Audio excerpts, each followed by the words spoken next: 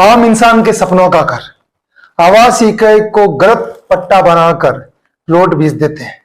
आपको सस्ते के चक्कर में कोई सुविधा नहीं मिलती, सस्ते के चक्कर में बीमारी मिलती है, कोई सुविधा नहीं मिलती है, आपको लीगल अधिकार नहीं मिलते हैं। आइए जानते हैं इसका समाधान। मैं आपका अपना साथी एसडीएम सुरेश के बड़े दिनों के बाद एक राजस्व समस्या का समाधान करने के लिए आपके सामने पेश हुआ हूं। और मेरा यह मानना है कि नॉलेज इज पावर। जिस व्यक्ति को जितनी जानकारी होगी वो व्यक्ति उतना बेहतर ढंग से कार्य संपादन कर सकता है, क्योंकि सरकार की सुशासन की व्यवस्था भी यही है कि जो जितना जानकारी रखता है उसके अनुसार काम किया जाए।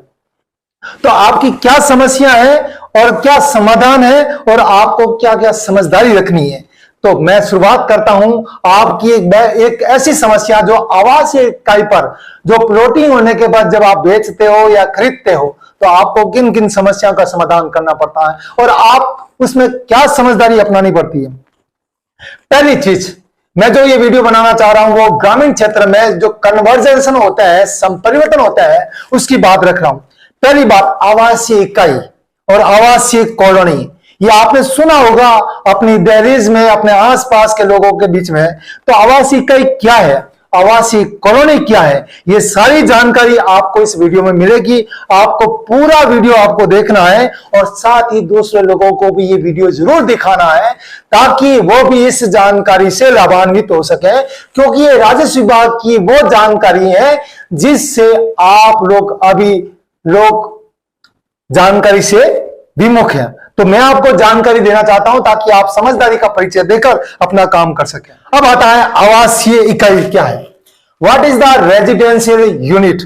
वो एकल यूनिट या एकल पट्टा जो मानव के रहने के लिए प्रयोग में आता है, मतलब मानव के व्यक्ति के रहने के लिए जो एक आवासीय इकाई या आवासीय पट्टा दिया जाता है वो आपका आवासीय इकाई के रूप में या रेजिडेंशियल कॉलोनी में होता है, जो व्यक्ति के रहने के लिए, व्यक्ति के मकान के लिए, मकान बनाने के लिए कन्वर्ट कराया जाता है। मतलब होता है रहवासी, रहने योग्य जमीन जिसको आगे बेचने के लिए प्रयोग में नहीं लिया जाता। दूसरा आता है आवासीय कॉलोनी या आवासीय कॉलोनी प्रोजेक्ट।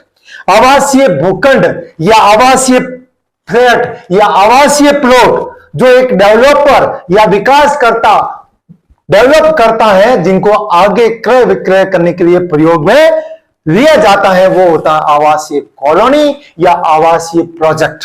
तो आप ये होता है कमर्शियल और आवासीय इकाई होती है रहवासी।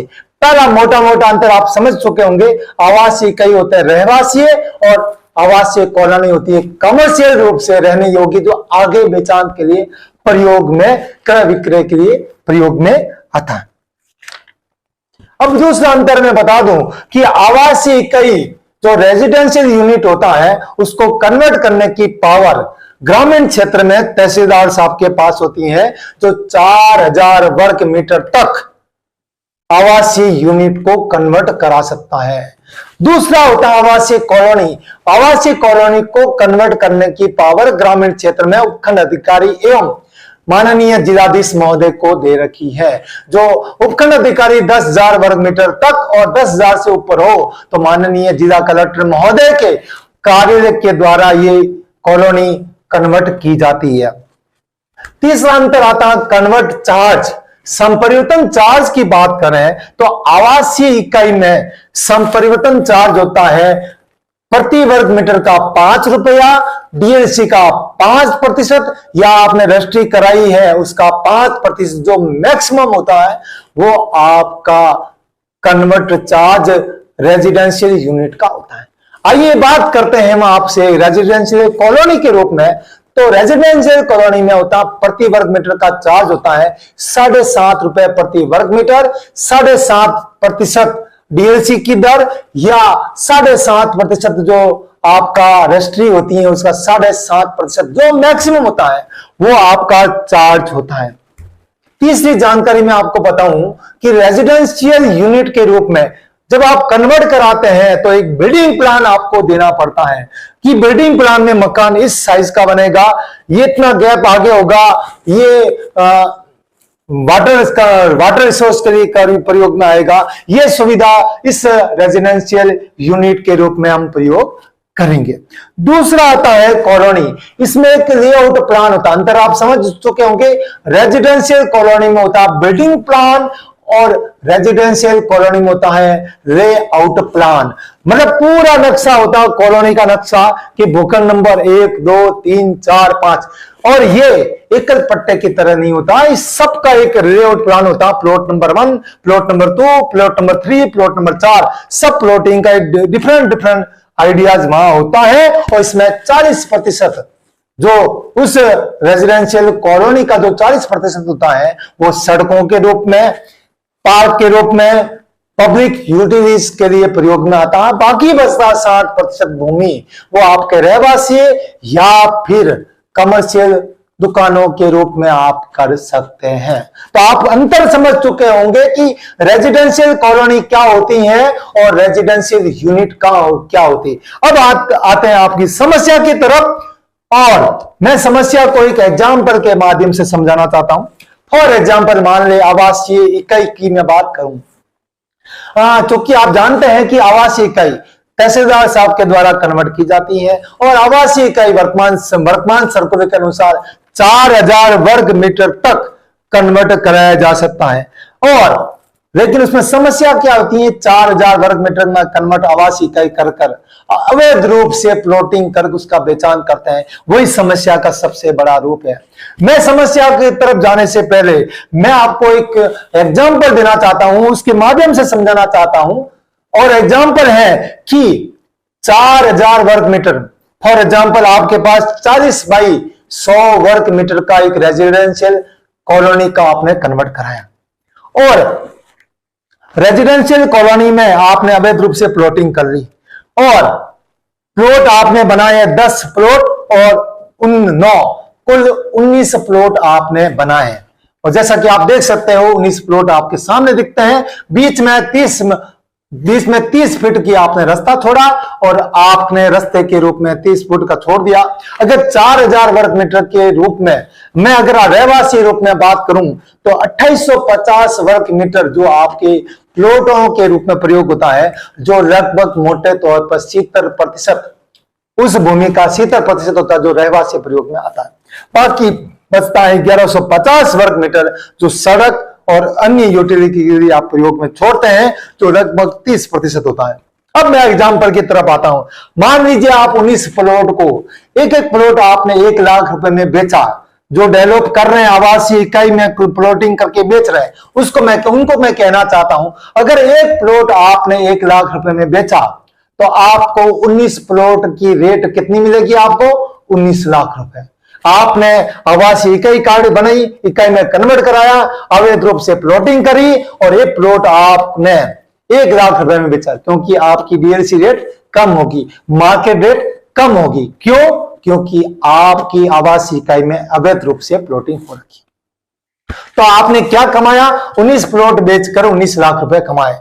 लेकिन अगर आप उसी 4000 वर्ग मीटर को आवासीय कॉलोनी में तब्दील करते हैं तो आपके प्लॉट होते हैं 10 प्लॉट प्लस 6, 16 प्लॉट आप काटते हैं। बाकी जो 3 प्लॉटों की जो जमीन है पार्क के रूप में, मंदिर के रूप में, पब्लिक यूटिलिटी के रूप में प्रयोग में आती है।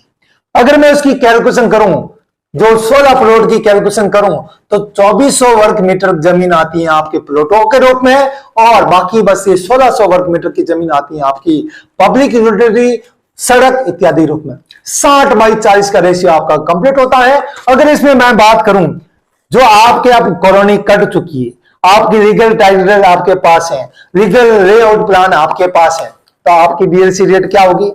जो आपने 1 लाख रुपए में जो प्लॉट बेचा है उसको अगर आप 1.5 लाख रुपए की रेट में आप बेचोगे, आपको लेगा। अगर 1.5 लाख रुपए प्रति प्लॉट में बेचते हैं तो 16 प्लॉट की रेट होती है 24 लाख रुपए। मतलब समझ चुके कि आपने अवैध रूप से प्लॉटिंग की तो आपको 19 लाख रुपए मिल रहे हैं और लेकिन आपने लीगल तरीके से आवासीय कॉलोनी काटी तो आपको 5 लाख रुपए एक्स्ट्रा मिलते हैं। तो इसमें आप क्या करेंगे डेवलपर कि 20 लाख रुपए अपनी जेब में डालेंगे और 4 लाख रुपए का प्रयोग किससे करेंगे? आपकी पब्लिक यूटिलिटी को विकसित करने के लिए, मतलब केवल 10% एक्स्ट्रा भूमि की वजह से आपको रेट कम मिल रही है और लोगों को सुविधा कम मिल रही है। तो अगर आपको अब इसमें फायदा किसका होता है? अगर आप डेवलपर आवासीय इकाई में प्लॉटिंग करते हैं तो आपको 19 लाख रुपए मिलते हैं, कॉलोनी काटते हैं तो आपको 24 लाख रुपए मिलते हैं। 20 लाख रुपए अपने जेब में डालकर और 4 लाख रुपए में आप क्या करेंगे? 4 लाख रुपए में आप सड़कें बनाएंगे, 4 लाख में पार्क विकसित करेंगे, 4 लाख में आप गटर लाइन डालेंगे, 4 लाख में आप पाइपलाइन डालेंगे, 4 लाख में आपको बिजली लाइन, बिजली की सुविधा, आप मतलब अन्य सुविधा आप उन 4 लाख रुपए में दे सकते हैं। अब आप बताइए आपको फायदा किसको? क्या डेवलपर को फायदा है या नुकसान है? क्या डेवलपर को कॉलोनी काटने पर नुकसान हो रहा? कतई नुकसान नहीं हो रहा है, आपको उल्टा फायदा ही मिल रहा है, जैसा कि आपने एग्जाम्पल में आपने समझ चुके। और सबसे बड़ी बात है, जब आप कॉलोनी काट के बेचते हो तो आप लीगल टाइटल के साथ बेचते हो। लीगल टाइटल के साथ बेचते हो तो आपको दुआ मिलती है, क्योंकि जो व्यक्ति खरीदता है वो इस आस में खरीदता है कि इसमें किसी प्रकार की कोई समस्या नहीं होती है। और जब कॉलोनी में काटते हैं तो लेआउट प्लान में जो भूखंड लिखा है वो आपको जेडीए ईडी की तरह पट्टा होता है, उसको अगर आप करते हैं तो आप किसी भी प्रकार की धोखाधड़ी से, फर्जीवाड़ा से बच सकते हैं और रजिस्ट्री में किसी प्रकार की समस्या नहीं थी। और सबसे बड़ी बात, आपके परिवार जो इसमें कॉलोनी में जो प्लॉट खरीद रहे हैं उन व्यक्तियों को सुविधा मिलेगी, बच्चों को खेलने की जगह मिलेगी, 30 फुट का रास्ता मिलेगा। अदरवाइज रास्ते में बाई चांस आवासीय इकाई में करते हैं, किसी रास्ते में कब्जा कर लिया, क्या कोई नहीं छुड़ा सकता, क्योंकि है ही नहीं, लीगल ही नहीं है।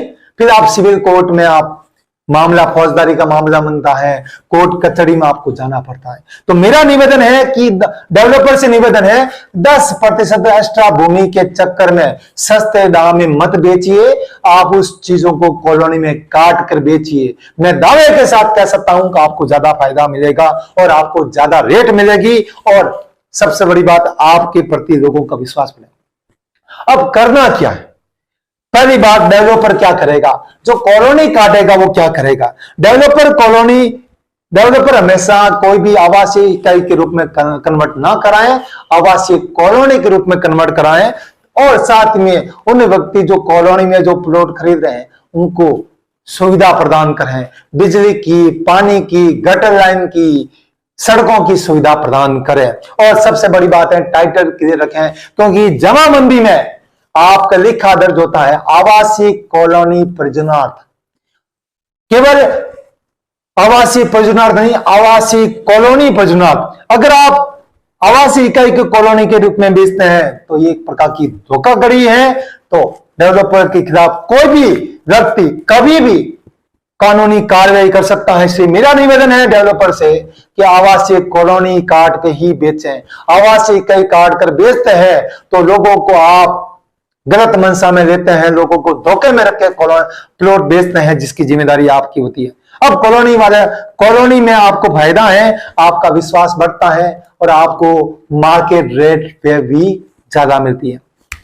ये तो ही जो बेचने वाले लोगों के प्रति। अब खरीदने वालों को क्या फायदा है? अगर खरीदने वाले आवासीय इकाई के रूप में खरीदते हैं तो आपको टाइटल क्लियर नहीं होता है, आपको छोटी छोटी बात में हर प्रकार की सुविधा लेने के लिए 10 चक्कर काटने पड़ेंगे, क्योंकि कोई है ही नहीं। डेवलपर भाग गया, कोई चक्कर नहीं है, कोई डेवलपर भाग गया, सुविधा कोई देगा नहीं, रास्ते में कोई देखा नहीं, सड़क कोई बना गया नहीं, कटर लाइन कोई नहीं बनाएगा, बिजली की लाइन कोई नहीं लगाएगा। आपको सारी सुविधा पटूर खुद व्यक्ति को अपने बलबूते पे लेने पड़ेगी, आपको नुकसान है। आपका नाम कभी भी आवासीय इकाई में कहीं भी दर्ज नहीं होगा, ये भी आपका नुकसान है, क्योंकि वहां बिल्डिंग प्लान है, लेआउट प्लान नहीं है, भूखंड संख्या कहीं लिखी हुई नहीं है। इस वजह से आपको इस चीज में नुकसान है। अगर आप आवासीय कॉलोनी को खरीदते हैं तो आपको फायदा क्या होता? क्यों? पहली बात, टाइटल में आवासीय कॉलोनी लिखा होगा, दूसरा लेआउट प्लान होगा, लेआउट प्लान में भूखंड संख्या लिखी होगी, आप किसी भी प्रकार की धोखाधड़ी से बच सकते हैं। और सबसे बड़ी बात है, मौके पे वो नक्शा बना होगा, आपको यह पता होगा कि मेरा प्लॉट नंबर इस जगह पर है, यहां पर है। आवासीय इकाई में कहीं पर भी आपको नक्शे पर, मौके पर ये चीजें मिलेगी नहीं। तो मेरा निवेदन है कि आप जो खरीदने वाले हैं आवासीय इकाई में प्लॉट ना खरीदें, धोखाधड़ी में ना फंसें। आपको फायदा, अगर बच्चों के लिए सुविधा लेनी है, पार्क की सुविधा, पब्लिक यूटिलिटी की सुविधा, सड़कों की सुविधा, बिजली पानी की सुविधा, गटर लाइन की सुविधा, सड़कों की सुविधा, तो आप आवासीय कॉलोनी का प्लॉट ही खरीदें। तीसरी बात आती है राजस्व टीम की क्या जिम्मेदारी है। बेचने वालों की आपको पता चल गई, खरीदने वालों की पता लग गई। अब आती है राजस्व टीम की क्या जिम्मेदारी है।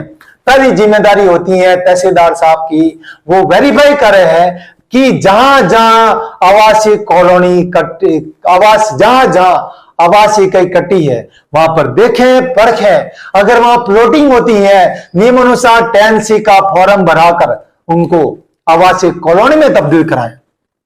दूसरा, सब रजिस्ट्रार साहब से निवेदन है, रजिस्ट्री करते समय टाइटल क्लियर देखें। अगर जमाबंदी में आवासीय कॉलोनी परियोजना लिखी है तभी उस प्लॉट की रजिस्ट्री करें, अन्यथा 2007 के नियम के अनुसार कारण सहित वो फाइल वापस पहुंचा दें। ये जिम्मेदारी आप लोगों की बनती है, क्योंकि टाइटल क्लियर नहीं होने की वजह से वो व्यक्ति प्लॉट खरीदता है, फिर वो समस्या में फंसता है। तहसीलदार साहब अगर कहीं प्लॉटिंग हो रखी है आवासीय इकाई में, परखें, नियम अनुसार 10C का फॉर्म भराएं और कन्वर्टन सुनिश्चित करें ताकि लोगों को सही सुविधा युक्त प्लॉट मिल सके। अगर पूर्व में भी अगर इस प्रकार के आवासीय इकाई में प्लॉटिंग खरीद चुके हैं तो नियम है, सरकार ने तो निवेदन है उन लोगों से, अभी कैंप चल रहे हैं, कैंप में उन सभी आवासीय इकाई को आप फॉर्म C भरकर आवासीय कॉलोनी में कन्वर्ट जरूर कराएं। अंत में आपको एक ही कहना चाहता हूं, अगर आप सुकून की जिंदगी जीना चाहते हो, अपने सपनों के घर में बिना किसी परेशानी के साथ रहना चाहते हैं तो और मुकदमों से बचना चाहते हैं तो आवासीय कॉलोनी संपरिवर्तन युक्त नियमानुसार आवासीय कॉलोनी का भूखंड ही खरीदें, क्योंकि उसमें टाइटल क्लियर होता है। लेआउट प्लान में आपको नक्शे में आपका भूखंड को दिख जाता है, आपका भूखंड संख्या का रिकॉर्ड आपके सामने दिख जाता है। और सबसे बड़ी बात है, इनमें बेचने वालों को भी फायदा है, पैसे ज्यादा मिलते हैं, खरीदने वालों को फायदा है कि आपको सुविधा युक्त कॉलोनी का प्लॉट मिलता है। बाकी आप समझदार हैं, अगर आप समझदारी का परिचय देना चाहते हैं, अगर आप वास्तव में समझदार हैं, अपने बच्चों को सुकून की जिंदगी देना चाहते हैं तो आवासीय कॉलोनी का प्लॉट ही खरीदें।